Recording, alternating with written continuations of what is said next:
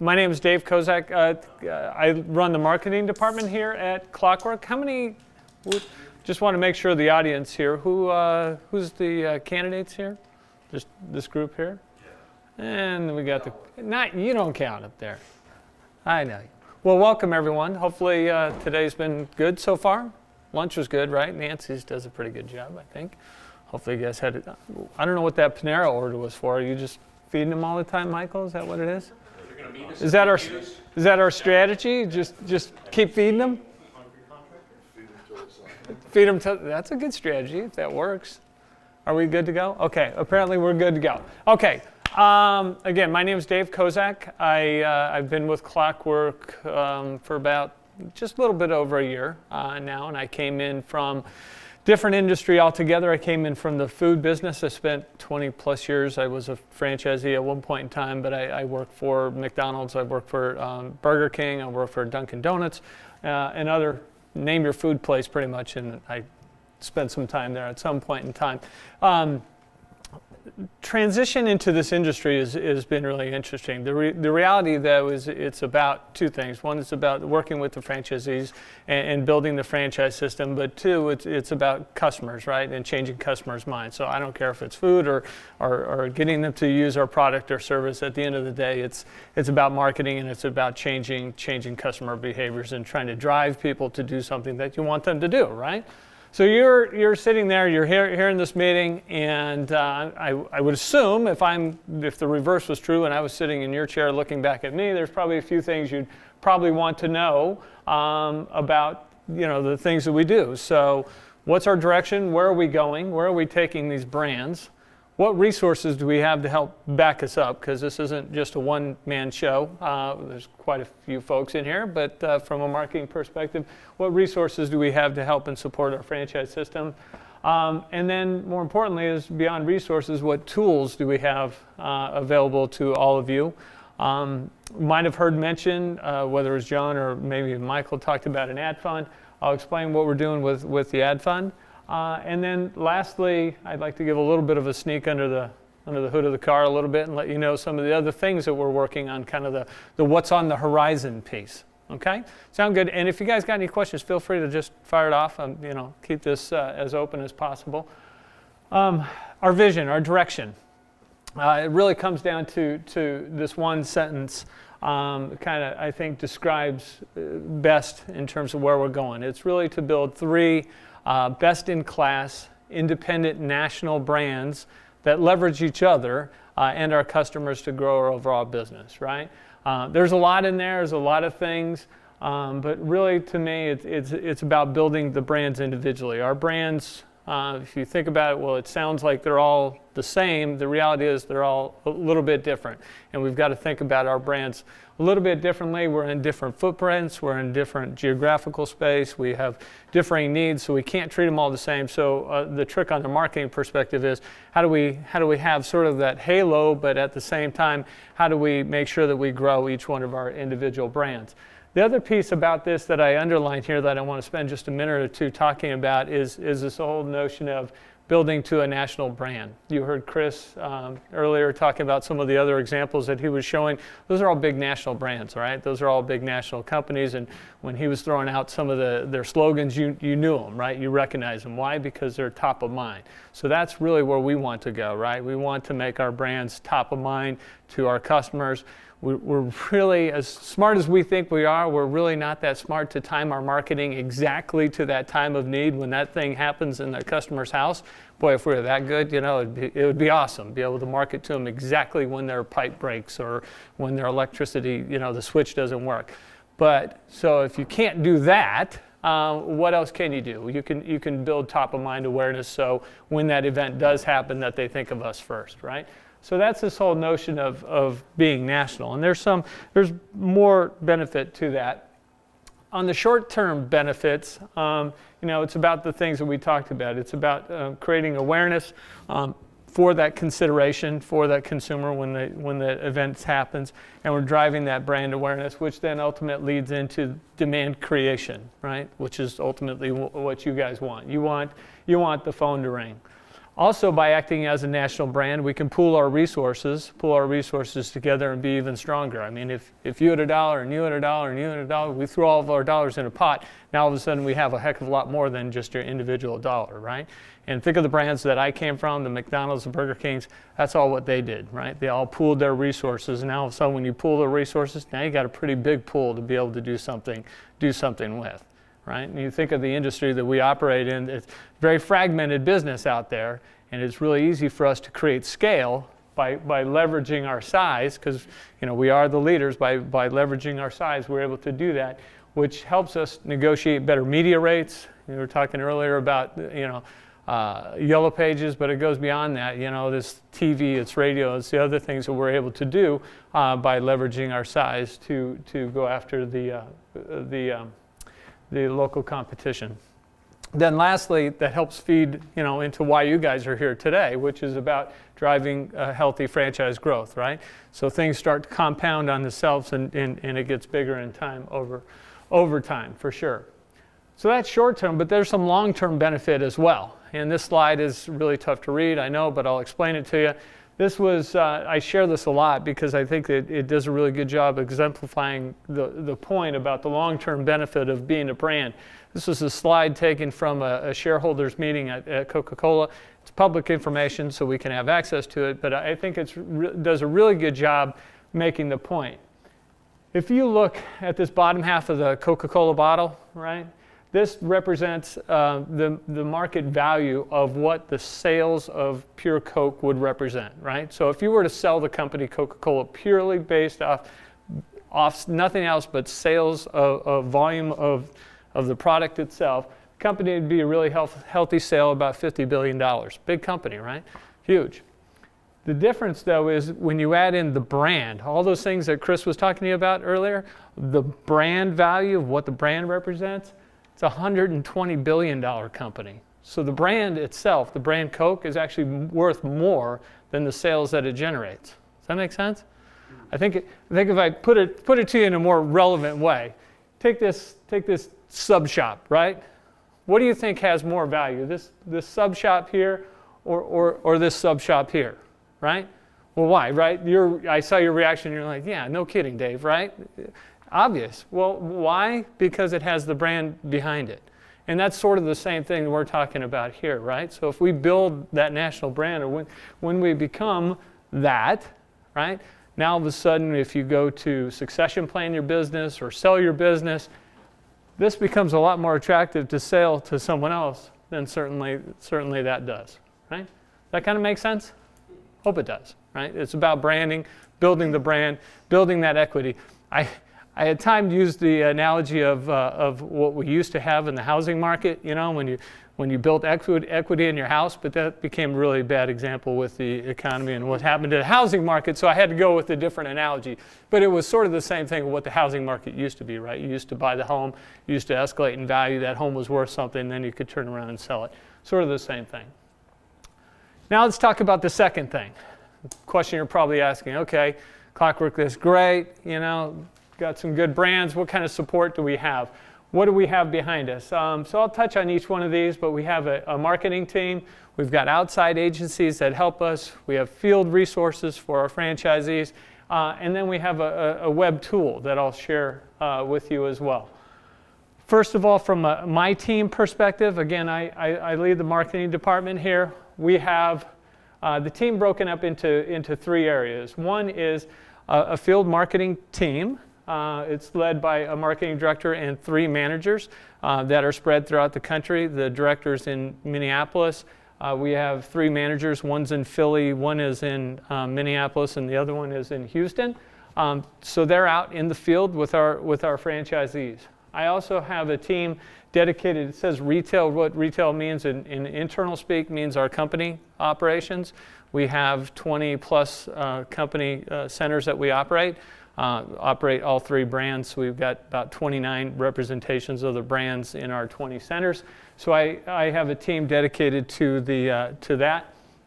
I also have 3 additional people. One is a digital manager, which is solely dedicated to what it sounds like, all the digital space. Anything that regards to the web would be gone through him. I have a print manager, and that person, we do a lot of print marketing. That person is dedicated to negotiating and working with our print vendors and making sure we get our placements in the right spot and our rates that we need. And then lastly, we have an internal graphic designer. And what that person does is that person then keeps us on brand standards, creates all the materials and collateral that we use, in both from a retail perspective and we give out to our franchisees. So that's the team of folks that we have from a Clockwork perspective. Again, I talked about this, and this is more geared toward the franchisees. These are my regional managers. As I said, I've got 3 of them. We divide the country in 3 to kind of slice up the work, if you will.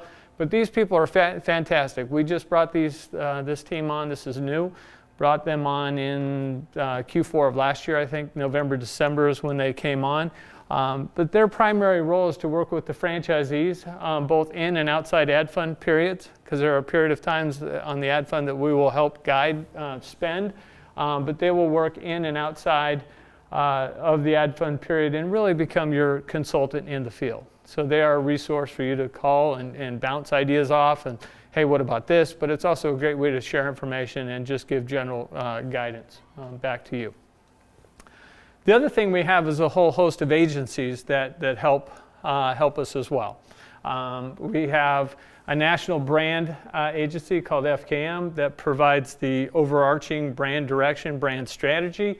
You won't necessarily engage with them, but the things that we do, whether it's on television or radio or those kind of things, would be all born out of FKM.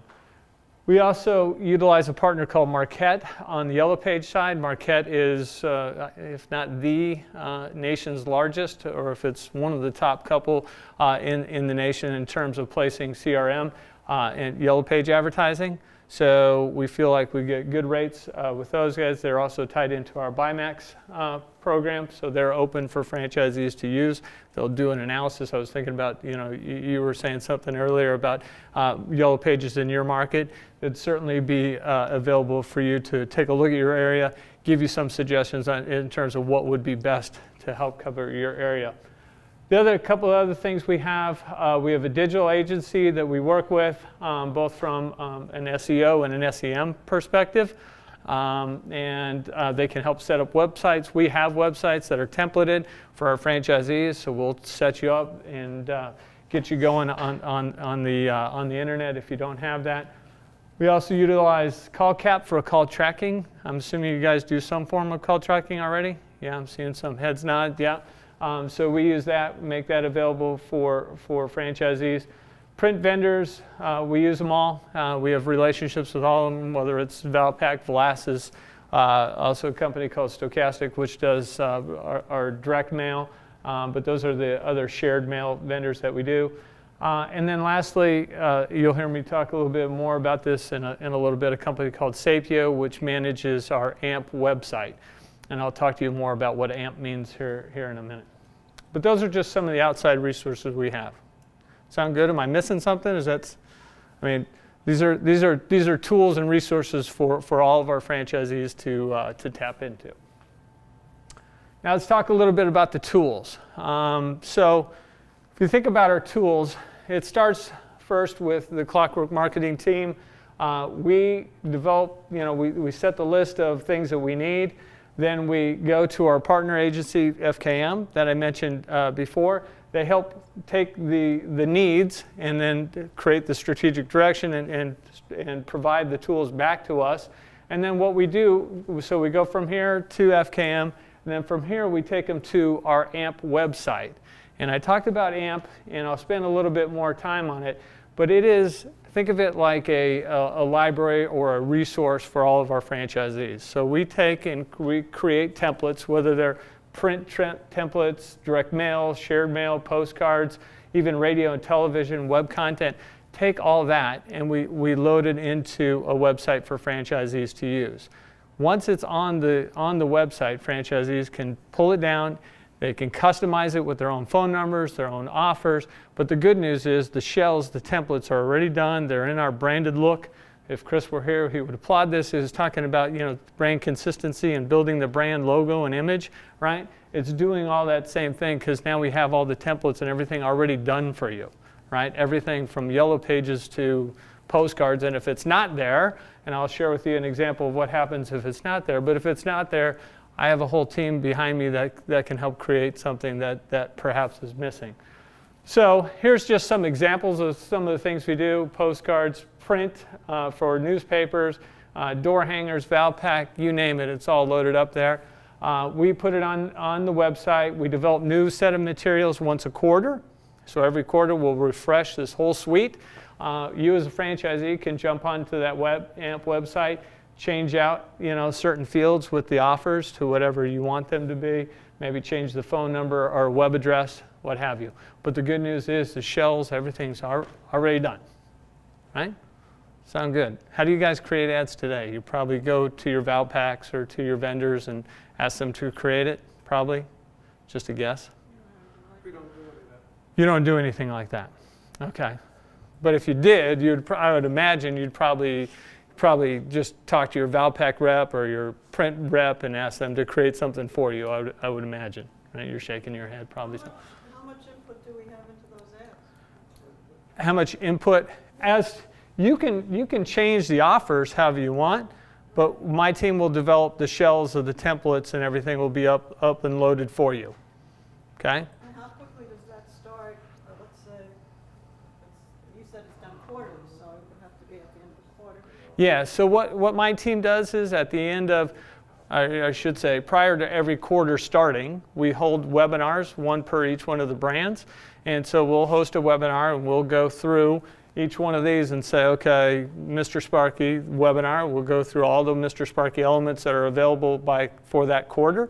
We'll give you recommended tactics to go with it, offers, those kind of things. We'll give you recommendations on what that might be. Host that on the webinar prior to the quarter starting, and then we'll show you where on our website these materials are posted so you can go get them. And on our website, we have it laid out. It's pretty simple. We have the year, so if you put 2013, and then it has each one of the quarters broken out. So if you think, okay, well, where am I? I want something for fourth quarter. So you just click on the button fourth quarter. And when you click on that button, it'll give you all the materials that were developed to support fourth quarter. Okay? So we'll try to teach and learn, and if you missed the webinar, we record them. We post it out there for franchisees to go back and listen to. If they missed it, that's fine. If not, then that would be an opportunity for the franchisee to reach out to the field marketing manager to say, hey, I need a little bit of help. Can you help me? I need a postcard or something. Does that make sense? Dave, Yeah. to follow up with a piece of information, as part of your onboarding, you are basically given access to this, password protected, the day after you join. Just to kind of follow with the sense of immediacy as to which you could conceivably get in and start accessing something. Good. And just a quick question, the franchises then, even though it's the fourth quarter, they could go and use anything in the database historically? Oh, yeah. So it's not like you have to use... Oh, it doesn't disappear. That's a good point. It doesn't, once we post it up there, we just have it broken out by quarters recommendation where you want to go. But if you want, oh, I like that ad that we used back in April, you can certainly go back. It's like a library system. You can go back to Q2 and pull up those materials. They don't disappear. Once we create this set of tools, it sits out there for any franchisee to dial in. That actually happens quite a bit where franchisees will go back and maybe they found a piece that they liked or something, they'll go back and reuse pieces. So we do this once a quarter. Like I said, we update all these materials and we hold the webinars, bless you, hold the webinars with the franchisees once a quarter. The other thing we do to help franchisees, the other area is really at the local level with grassroots or public relations. So in addition to all the other things, we create a suite of materials every month to keep things fresh. We call it grassroots marketing. It's really local PR and local extensions. So we'll create a theme each month, and we'll build a program around the theme.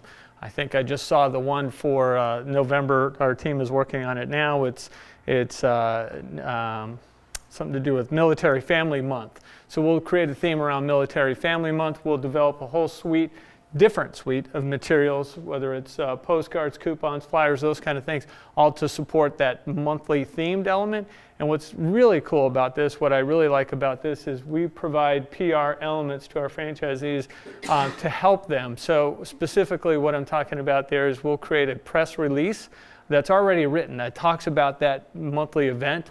And then all the franchisee has to do is simply put in their name. You know, it's basically put your name here, you know, and the franchisee simply drops in the name. The press release is already written. We give you a how-to pitch, how to take that then to your local mediums, you know, your radio stations, your newspapers, those kind of things. Tell you how to engage with them, kind of the do's and don'ts, and say, here you go. Because if you think about it, if you ever picked up a newspaper, especially some of the local papers, you ever pick it up, you ever look who actually writes those stories? Most of those stories aren't written by a local writer like they used to be. Most of those stories are written by AP writers. And what that really means is that those newspapers are looking for content. They have a product that they need to sell every day, so they need their content, you know, they need help, you know, filling those pages. We're just simply given the stories already written for them. And so all the franchisee has to do literally is fill in their name and then take it down to their local stations. But we'll develop this in addition to the other things that I mentioned. This is freshened up every single month. Just adds to the suite of materials that we do for our franchisees. The other thing that I mentioned is, boy, if that isn't enough, then, you know, what happens if there was something out there that I could have used or I wanted to use? Dave, can you help us? So I share with you as just one example. Franchisee came to us a couple months ago and said, boy, you know, all that other stuff is really good, but what I get killed with by our competition is really nice, high quality HTML emails, which is really just really high quality, you know, nice pictures, graphics, those kind of things, getting killed by the local guys around emails. And email marketing is obviously relatively inexpensive. It's a way to reach, you know, certainly your databases. So he said, well, boy, if that's a need in our system, how do we help you and help the system develop it? So we created this system, which I think is just fantastic. It's really simple to use. Franchisee just simply clicks on whatever brand that he or she is looking for, and through a series of drop-down questions, you know, what offer do you want? And there's a whole section. You click on the offer you want, and you kind of go down. And as you're doing that, you are actually, behind the scenes, you're actually writing the HTML code that goes with it. So in a matter of just minutes, you can produce a high quality, you know, fantastic looking, very professional looking HTML email that you literally have thousands and thousands of iterations of, because you can simply change out those elements in a matter of seconds. And then all you have to do, go back to this, is take that HTML code and give it to your providers, or just simply drop it in. The code's already written. And when you do that, you get something that looks like this. And it's just fantastic. And I share that with you only because it's just one of those that I thought was a great idea, bubbled up from a franchisee to say, hey, Dave, we're missing this. Can you help us? And it's certainly something I think that turned out really well. It's a nice thing for our franchisees. We actually use it quite a bit on our company operations as well. So good stuff, and just an example of the things that we can do when we have the resources behind us. All right. The other thing I promised to talk about, which is this thing called an ad fund. And some of you guys may, I don't know, did John mention that we have an ad fund? Maybe not at this point. So this is something that all those other brands that I talked about, where I came from, this is how the other brands really leverage their strengths. So earlier this year, we introduced something called the DMA, and that's not something I made up, right? This is an industrial thing. And it's really driven by media. And the simplest way to do it is to get in your car, turn on the radio, and start driving one direction or another out of town. And one thing you know happens is what? That at some point that radio station will kind of fade out and end, right? There's an end to that radius of which those mediums reach, right? And every other franchise brand does this. So it's not a new thing, but if you take, and that's called the DMA, by the way, or what that creates. It's a dominant market area. It's really defined by the Nielsen, which is a rating system that rates TV and radio, right? So what this is just a simple example of the Tampa market, and this blue line represents what all the counties that are in that particular DMA. So again, using that car radius thing when you turn on the radio, if you drive any one of those directions, you're going to get radio. But once you get outside those blue lines, that's when it starts dropping off, right? And that's where you'll get picked up by a different DMA. So at some point, the channel will switch from something to something else. So in this case, it'll go from Tampa to Orlando if you start heading east, right? So what happens then is you work with the franchisees, back to my example of everyone kind of pooling in, throwing in $1 or so into the pot. In this case, you have 5 one-hour franchisees. Those franchisees, instead of acting independently, start pooling their resources. Now all of a sudden, instead of $1 times 5, you actually have $5. And when you put those $5 in a pot, you can really start doing some things from a marketing perspective in terms of, you know, being able to buy TV or being able to buy radio and doing the things that you couldn't do as an independent operator, right? What happens if you're in an area where there are no other franchisees? Yeah, and we have that quite a bit. So we'd have to take a look at the individual markets. We have some where we have a guy, I'm thinking of John McCarthy, Omaha, Nebraska. He owns all 3 brands in the market, and he owns the entire DMA. And in which case, we'll still do the same thing. We'll collect, but we'll buy on his behalf, right? And I'll show you what that means here in a minute. But he'll still contribute into the ad fund. But we'll run the ad program like I'll describe here in just a second. So we started this ad fund in 2013, and basically the most simplest way to look at it is this: we have a total of the dollars coming in. The dollars get broken into 2 buckets, if you will. The first bucket is what I call the brand fund, and then the second bucket goes back to the local market. Okay. The brand fund, think of the brand fund as the kind of that engine, if you will, or the engine that keeps the car driving. So all those things that I talked about, having a field marketing staff, being able to create creative, doing research, having the agency, having that support is all funded by the ability to have this, right? And that's why I said that these are the franchisees' resources for them. So all the things that we produce at this level should be with the franchisees in mind. The second portion of the ad fund then gets redirected back to the market through those agencies and through the field marketing staff. And we'll buy on their behalf. And by pooling the dollars nationally or even regionally, we are able to buy more efficiently and more effectively than the local franchisee. Because, listen, most franchisees that I've met are probably, and I used to be a franchisee, so I can say this, are probably not the best media negotiators or media buyers and understand how to work with local TV stations or radio stations. Some probably are fabulous. By and large, most franchisees, that's really not what they became a franchisee to do, to become a media buyer. But that's why you have agencies and professional resources behind you to do that, right? And so that's why, if you're in a market, that's why this will end up benefit you. And I'll share this with you. If I were to make it really ultra simple, the simplest way I would say is for every $1 that we collect, we told the franchisees in 2013, we would hold about 14 cents would go to the brand fund, and the 86 cents would go back into the market. Okay, it's just a really simplistic, using just as $1 as an example. What I told the franchisees, and I stood in front of them and I said, listen guys, my commitment to you is to over-deliver. Back to your question, why would it be good? Because I can prove that I'm going to over-deliver in our ability, because I know we have professional people doing these things, that I can deliver more value as a system than what we're able to do on our own.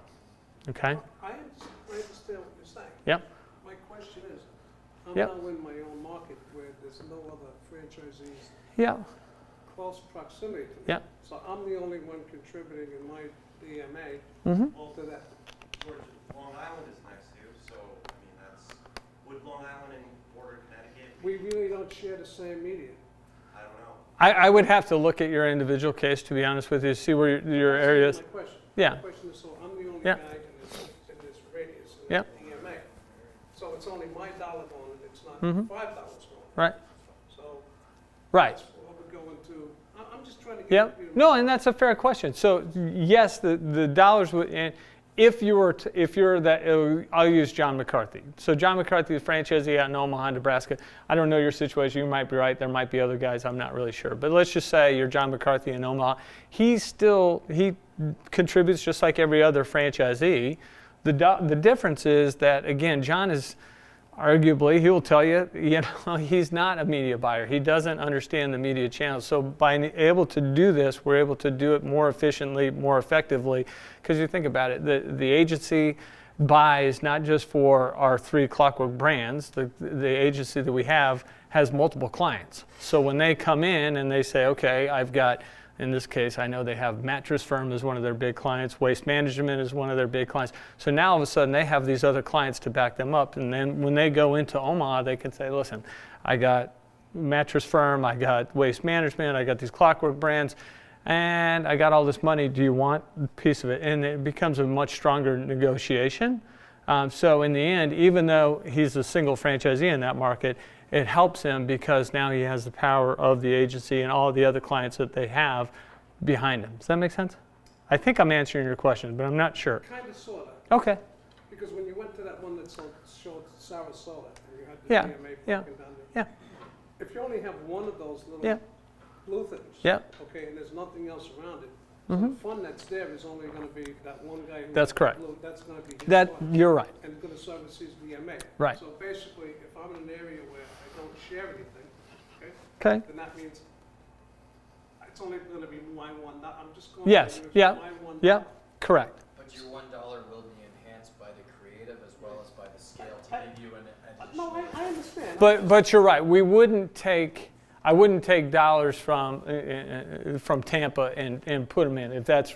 Well, that's what I'm saying. Yeah, So- no, I wouldn't do that. so Right. if you're on a Not market yet. that's- Not yet. And I say not yet because our vision, remember my vision statement where we're going, is we want to be a national brand. So at some point, and we're really close actually, really close to being able to buy national television. And when we do that, then all of the funds would go into the national pool and we would be on true national TV. That's like the long-term vision where we're going. Today it's not like that. Today, we have to keep it regional or kind of at that local level. But I reserve the right to say hopefully soon, and I say hopefully because I give you a real example. I came from Dunkin' Donuts. I said I worked there for the last 6 years, 7 years. When I was there, we went through a transition from doing this, the DMA work, to going national. The first year we went national, we bought national cable. The second year we bought true national network television. It was when we started with the national cable, then went national broadcast, is really when we saw the brand take off, like exponentially take off. Because what happens is when you buy national television, it's what the word sounds like, right? It's everywhere. So in markets even where Dunkin' Donuts didn't have a presence, now all of a sudden you see advertising for this thing called Dunkin' Donuts. Well, wait a minute, what the heck is it? So then all of a sudden it became a good thing for people like John and Michael and the franchise sales team to say, hey, listen, do you want in? Because you're getting this TV in your market. And it just fed itself. And then all of a sudden we saw the brand exponentially grow. So I see this happening for our brands soon. Soon is that we're close on 1 hour, kind of to that tipping point where it becomes more efficient to buy national than it does to do this. So I tell you that story only because I say that we go back to that vision statement that soon we will go to that national piece. If you Good. have like, I'm just curious, if you Yeah. have a map, is it like all standardized where a DMA market is the same for any industry? Is it just a DMA market? Yeah, that is not a Clockwork thing or a direct energy thing. It is governed by Nielsen. Nielsen is the kind of that third party, if you will, the rating source that does it. And what they do is they measure whether it's television viewership or radio listenership in every single county, and they update that every quarter. They update what their list is, but it generally doesn't change much. If you think about it, a TV station today is a TV station, what it is. Small state like Connecticut have different DMA markets. Yeah, for sure. It Yeah. kind of works like Google. Yeah, kind of. Because Google Yeah. has, like, I have a territory. and Sure. That's my territory. Now, that interlopes into Long Island, but there's a great, you wouldn't want to have to swim across to get from one market to the Sure. other. I would, if I got calls from Long Island, I would be paying for clicks. Right. that Would be totally. Wouldn't get you anywhere. Right, Yeah, so that's what I Yeah. understand the concept of the DMA, Yep. and that's the way I'm relating it. absolutely. Absolutely.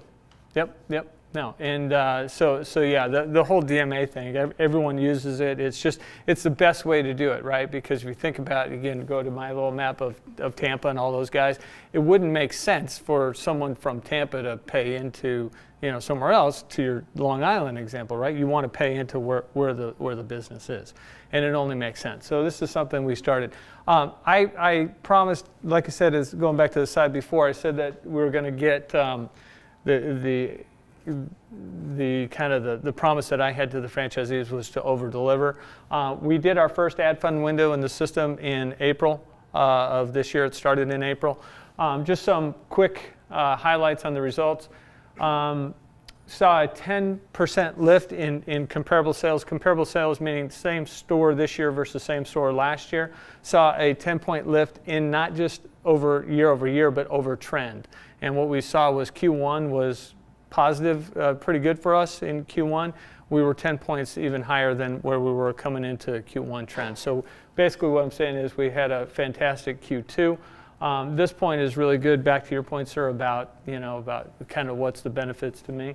We saw 40% added value, meaning incremental media value back to our franchisees, just through the power of negotiations.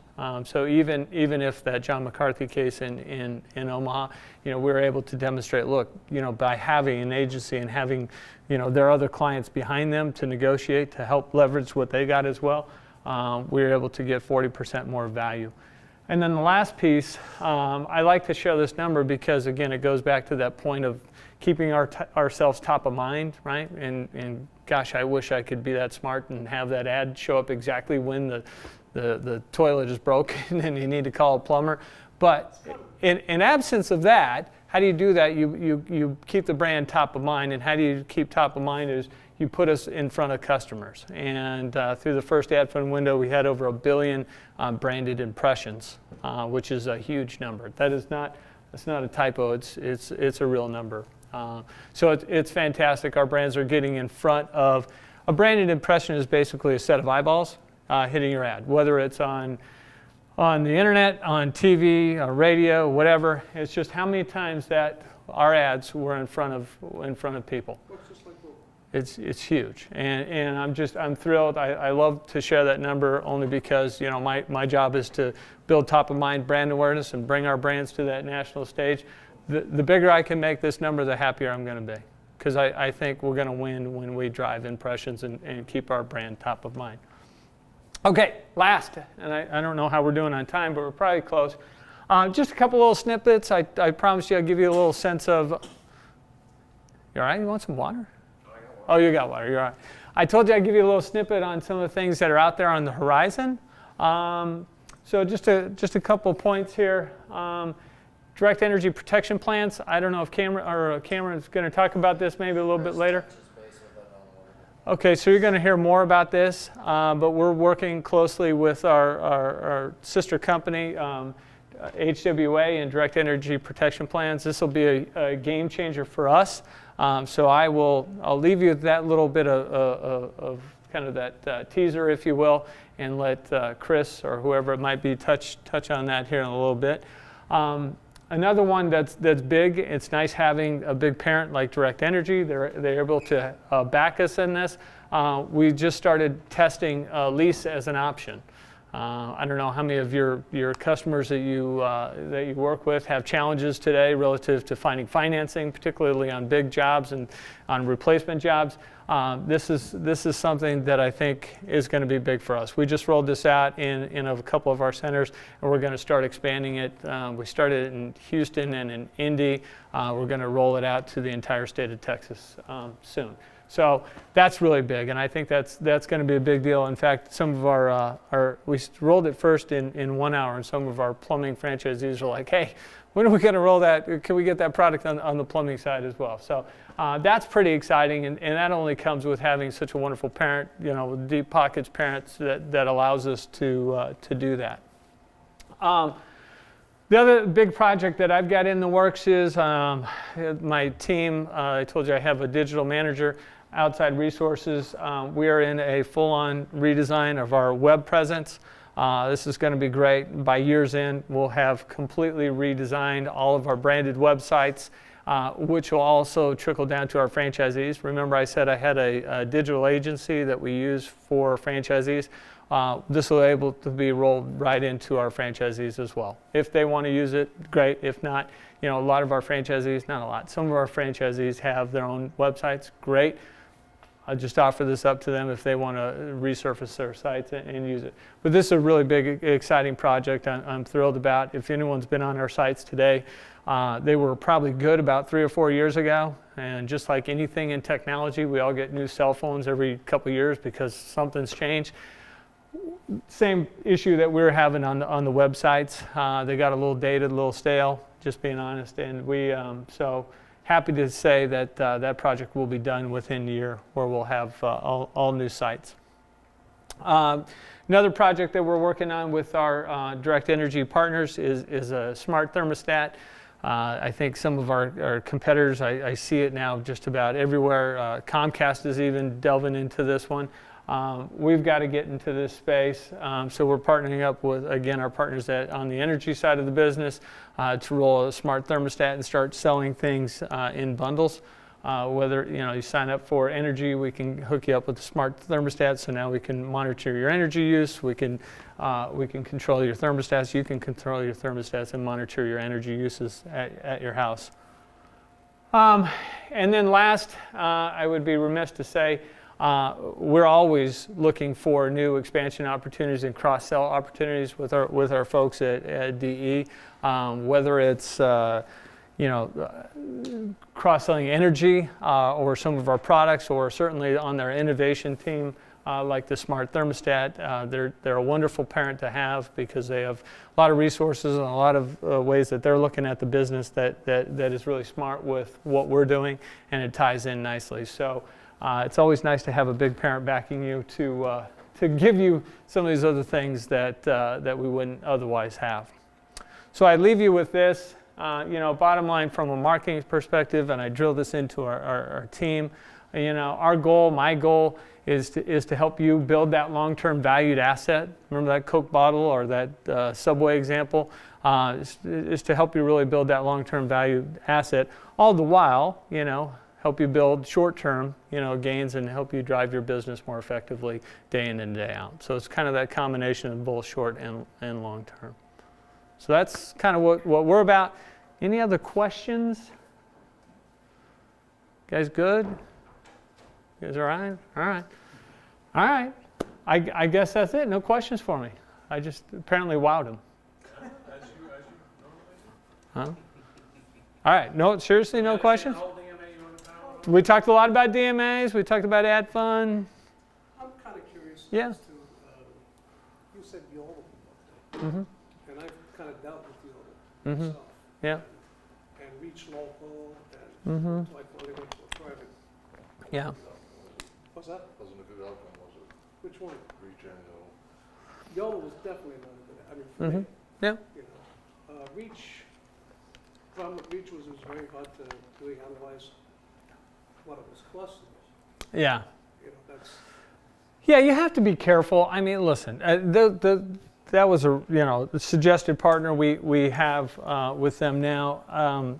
Everyone's gonna. The funny thing about the internet and internet marketing is everyone's going to tell you that they've got the best widget or their algorithms. They're salespeople, right? They're always going to try to sell you.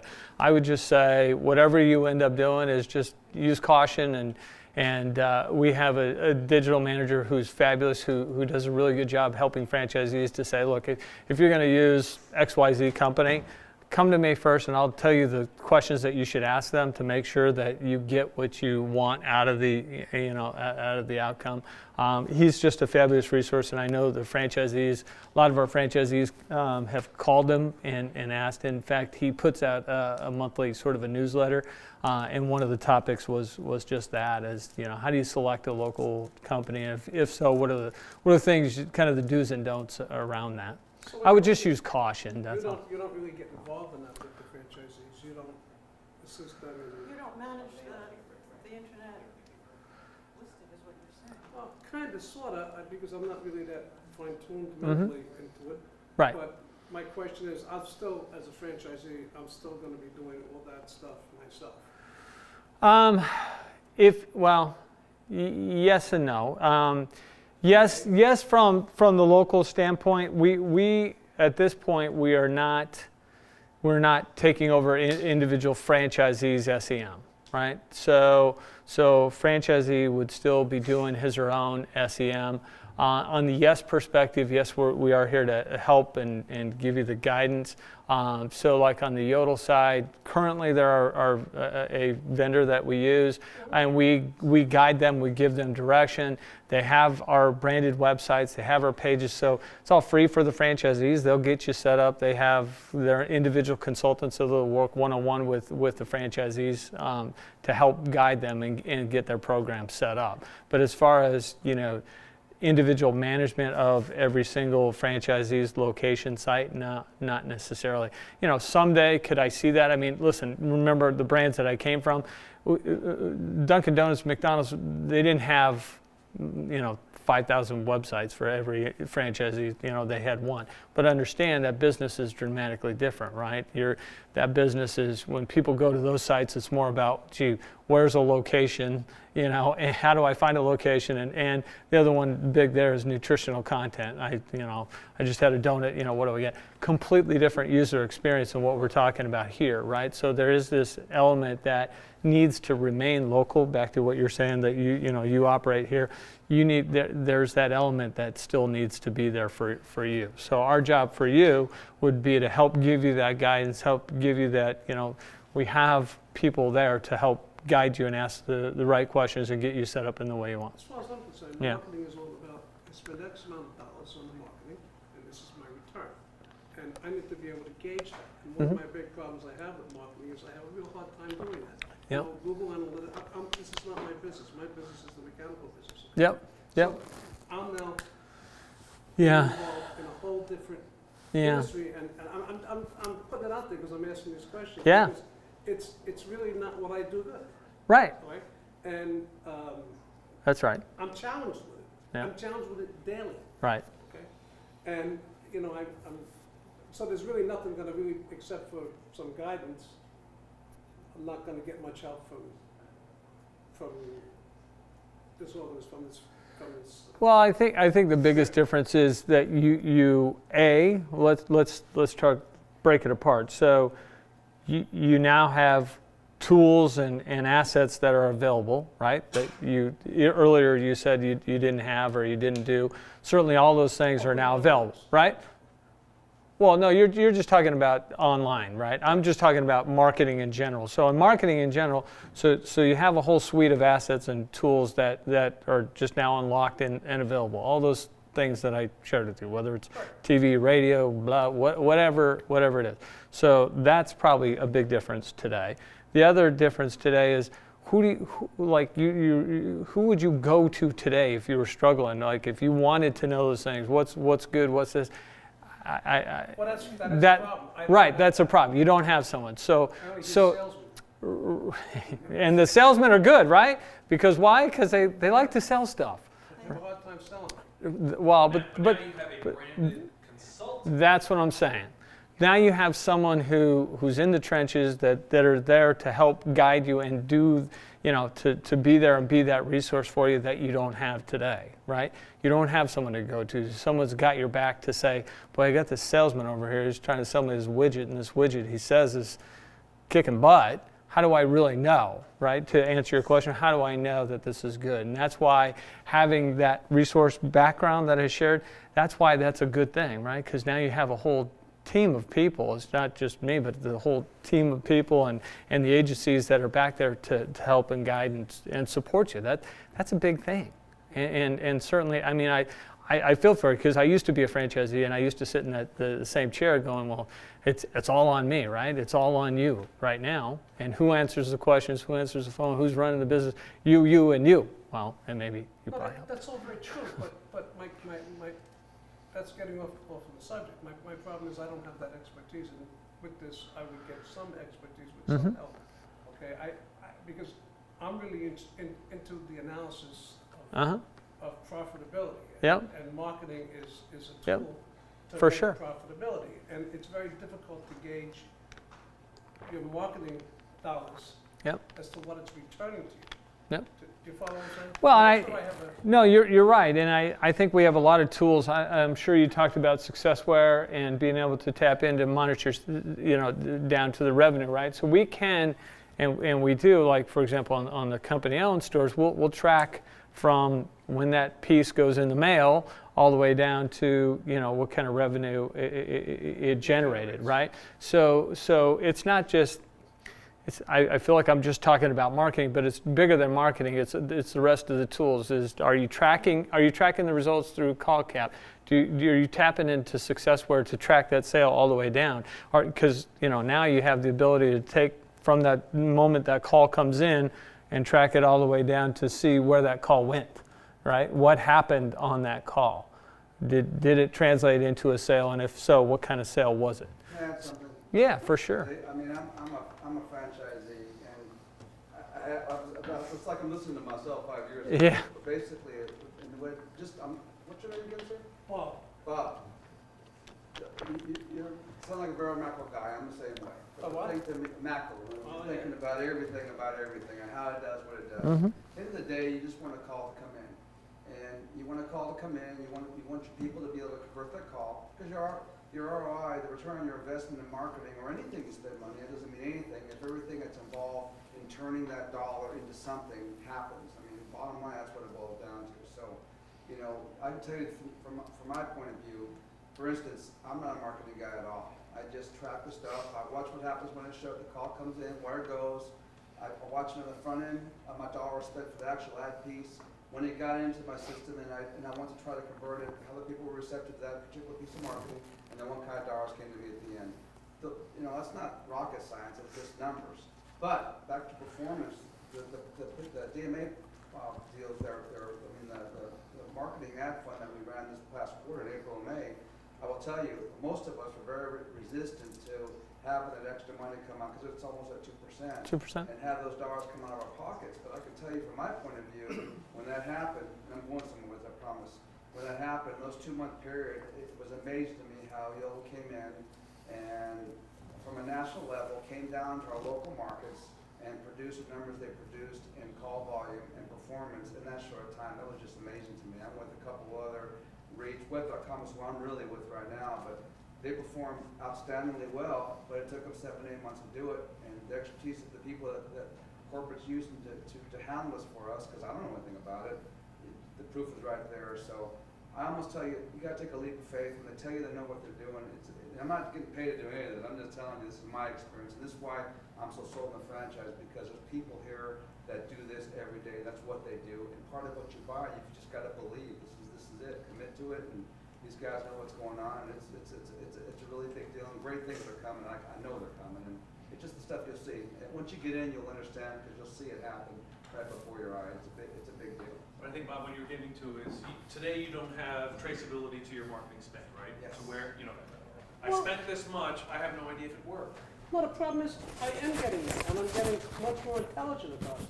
But you get to a point where there's only so much you want to learn, where, you're learning things that you really don't want to learn, I mean, I want to run my business, I want it to be profitable, I want to go to QuickBooks and hit report and see what's going on. You want to go to Successware.